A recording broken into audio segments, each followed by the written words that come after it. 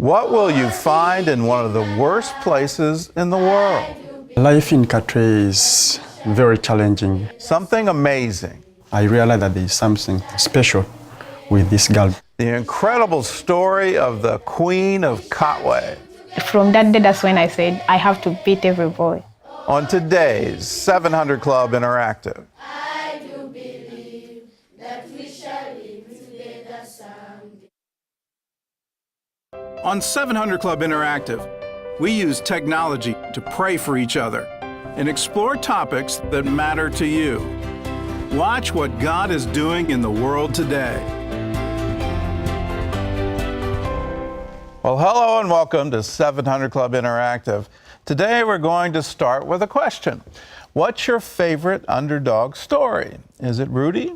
Is it Rocky? Well, today we're going to show you one that will blow them all out of the water. This one begins thousands of miles away in the last place you'd think to find a champion. Wes Rickards brings us the story of the Queen of Katwe.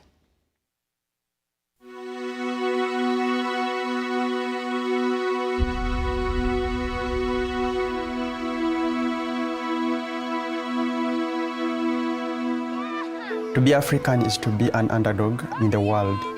To be Ugandan is to be an underdog in Africa. To be from Katwe is to be an underdog in Uganda. To be a girl is to be an underdog in Katwe. Located in the shadows of the Ugandan capital of Kampala, Katwe is, in all sense of the word, a slum. It's a place where refugees were shooed because no one else wanted to live there. The place is a literal sewer. Crime is rampant, as is drug use and prostitution. Half of all teenage women are mothers. They say if you're born in Katwe, you die in Katwe. It's not much better in neighboring areas. Uganda is under constant threat of civil war. At one point, 15% of the population had AIDS. The average person gets by on less than $1 a day. Yeah, life in Katwe is very challenging, I would say. Because the people who actually live in Katwe are people who have no choice. If they had a choice, they can't be in Katwe. And it's the only area that they can afford to be in. Sometimes it's hard even to explain how people really stay there. Every day at 6 a.m., Robert Katende arrives here, a rundown structure that doesn't look too out of place here in Katwe. The building is called Agape Church, which is part of a U.S.-based ministry called Sports Outreach. Katende is the ministry director here. I very much believe that, more especially when it comes to the children and the youth, everyone loves to play, for sure. But many times, people are not given the opportunity. And some of these children always don't have a chance to even play because they are always struggling to survive. As you can imagine, sports is heavy on the agenda here. The boys take quickly to soccer, and dozens of children show up every morning. Many of them don't go to school. Some are orphans. Few are homeless. All looking for guidance in their own way. So when they come, the first thing is to try to show that you really care for them. You are there for them. You play together.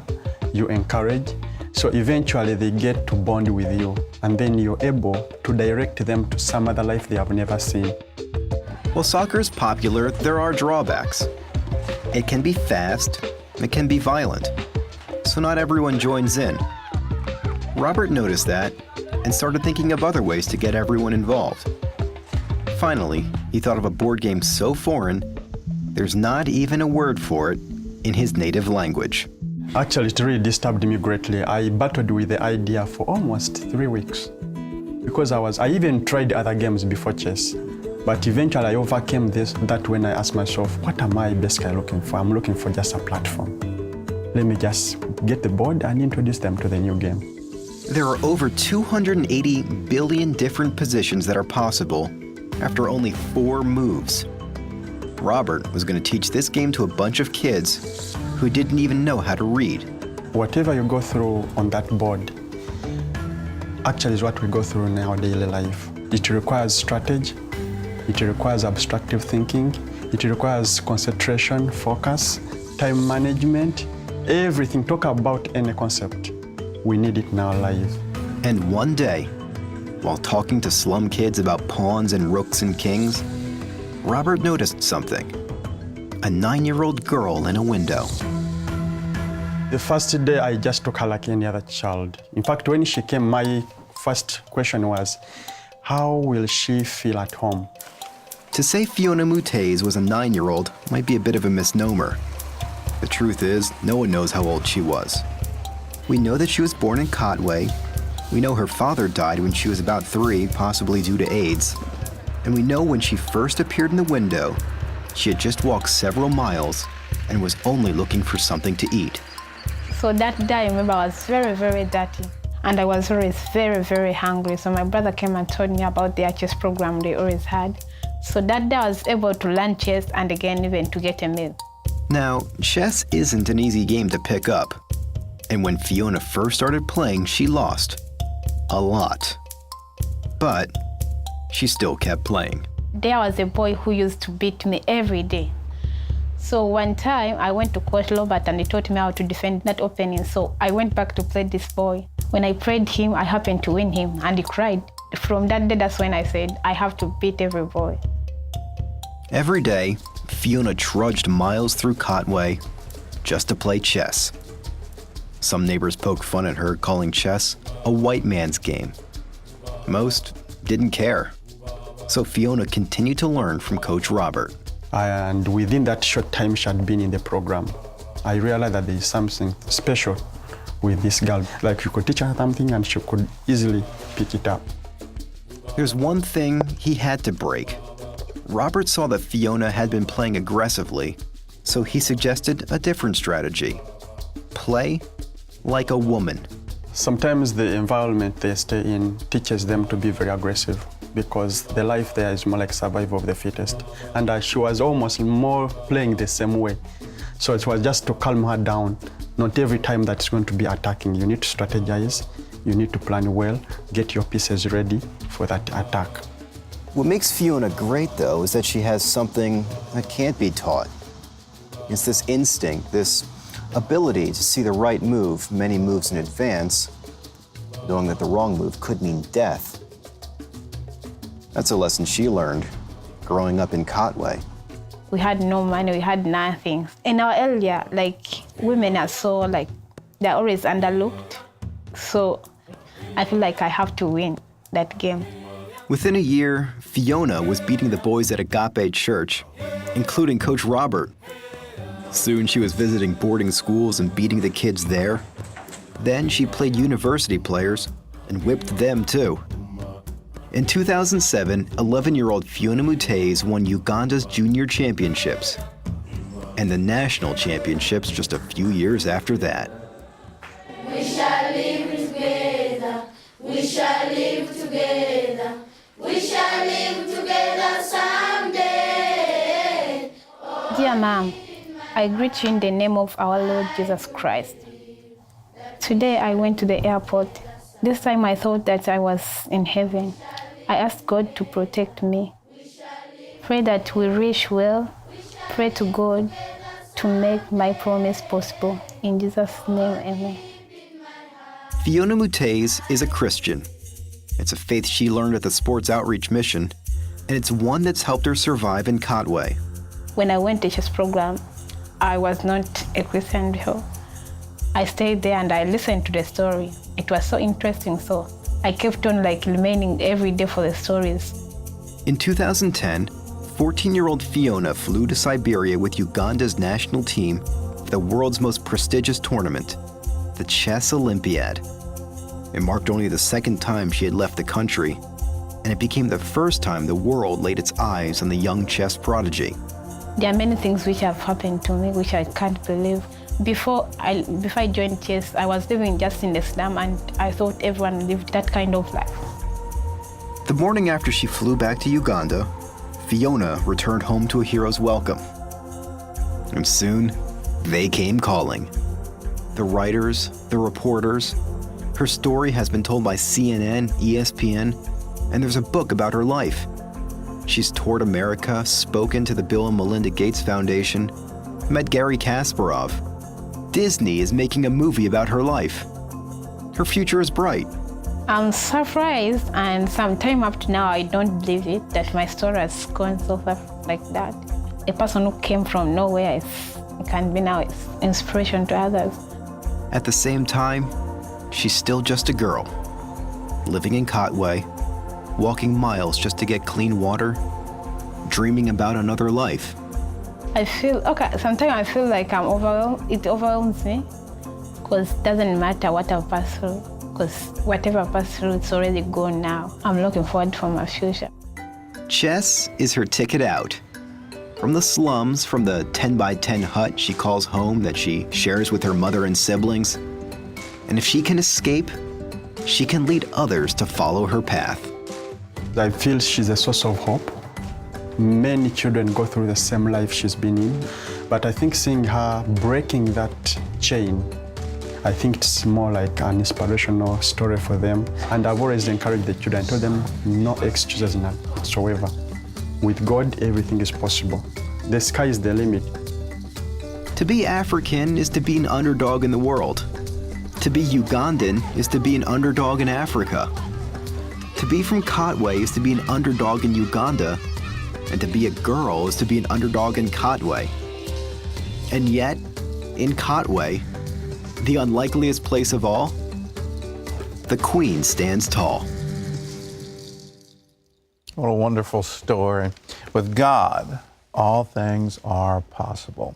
Well, Fiona is still going strong, and right now she's in Norway for the latest itineration of the Chess Olympiad.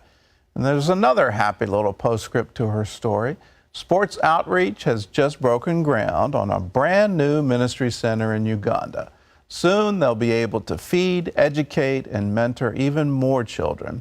And you can follow their progress by going to sportsoutreach.net. Wonderful story. Well, we've only showed you a small part of Fiona's story. You can get more in the book, The Queen of Katwe. It's available in stores nationwide, and I think it'll bless you. Coming up, we've got a front row seat to a town celebration. And why is everyone so happy? You'd be too if this happened to your home, so don't go away.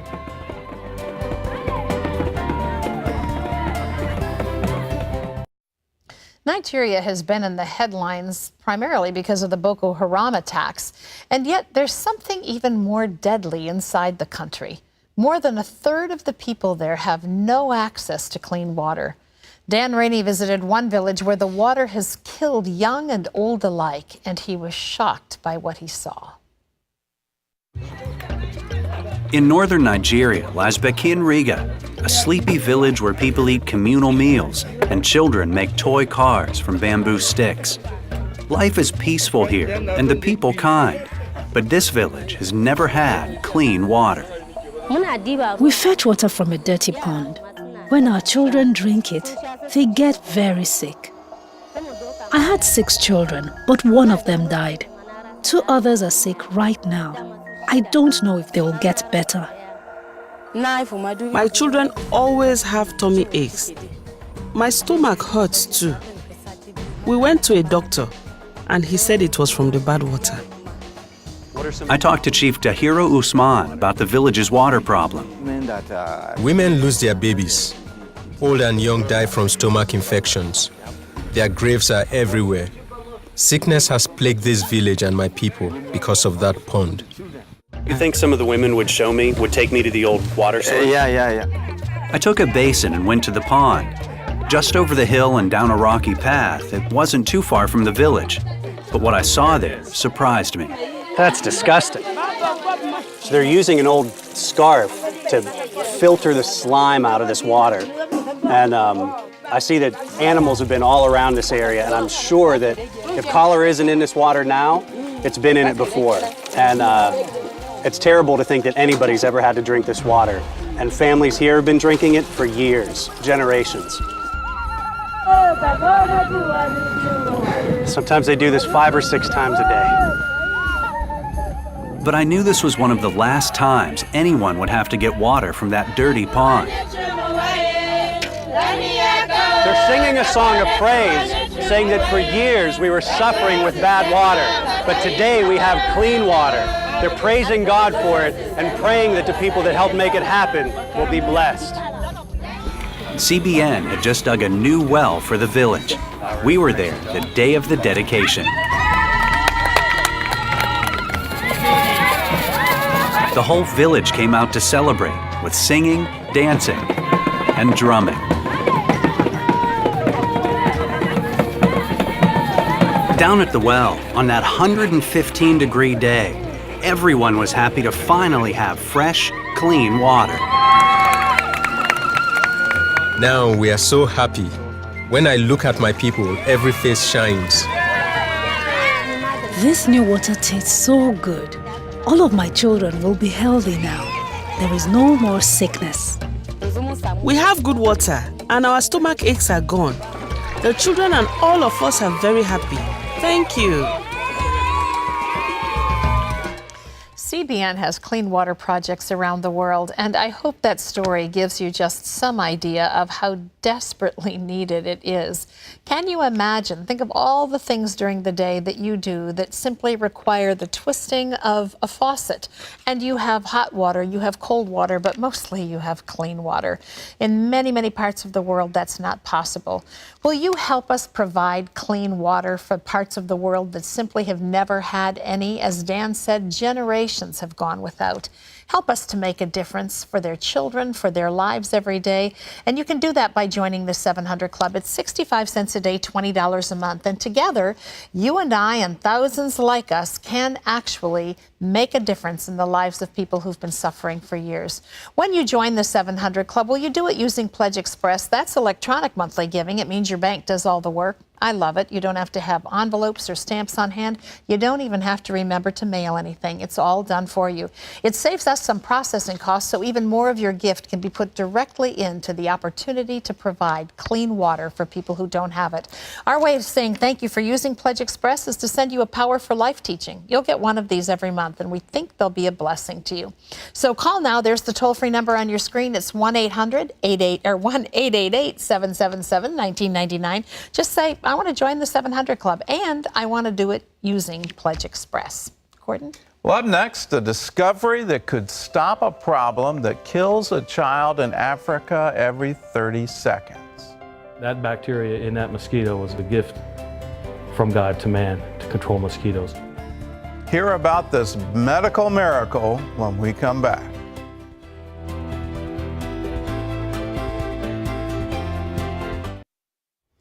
Well, from mosquito nets to pesticides, scientists have tried different ways to stomp out malaria. And now they're getting some help. A new invention aims to stop malaria where it starts and save millions of lives, one family at a time. Ephraim Graham has more. From carriage rides to Spanish moss hanging from the trees, Savannah's Southern charm inspires the music of Thomas Kohlers.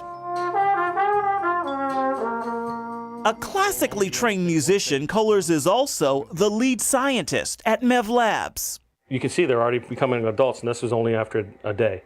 He started the company with a mission to fight deadly mosquito-borne illnesses in developing countries. It became his passion after watching a 5-year-old die in Thailand.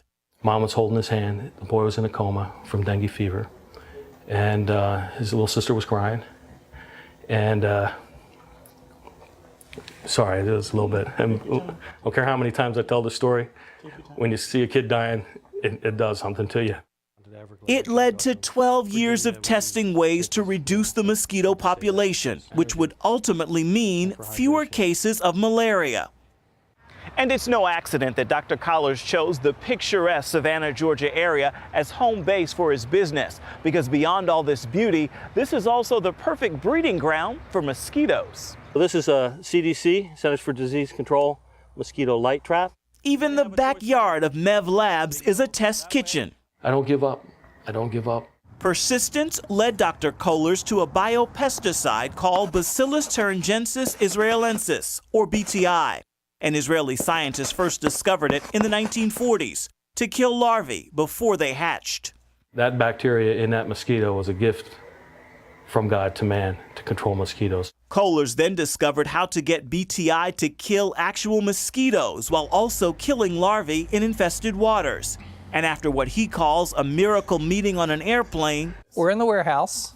Kohlers joined forces with William Rocky Parker, the CEO of MIT Holding, a Savannah-based company, now helping to package his discovery into a bright plastic flower that attracts mosquitoes to the bait that kills them. The completed product is called the Prevector. We want to take this thing worldwide. We want to go global. We want to be able to help every single person out there. We don't need a single person to be dying from malaria. There are about 250 mosquitoes inside this cage. That's the amount you'd find in a home in Kisumu, Kenya in just 5 minutes. And those females are out for blood so they can produce eggs. Here right now on my arm, these are a painful annoyance. But in that village in Kenya, it could be deadly. A child dies there from malaria every 70 seconds. Trust me, malaria is bad. It's no fun. Malaria nearly killed Emmanuel Clotey. He was just 8 years old.